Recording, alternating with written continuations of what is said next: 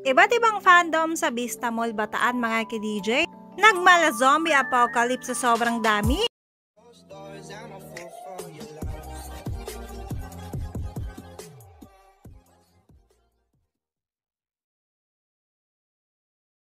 Ngayong araw nga mga ka-DJ ay may ganap ang mga housemates sa Vista Mall Bataan kung saan mga ka-DJ talaga namang pabonggahan ng mga iba't ibang fandom. Meron dyang JM Fiang, Jar Fiang, Jarlet at iba't iba pa. Tila ibang level ang kasikatan ng mga housemates ngayon mga ka-DJ kumpara sa ibang season. Dahil talaga namang dinudumog sila mga ka-DJ kahit saan man sila magpunta.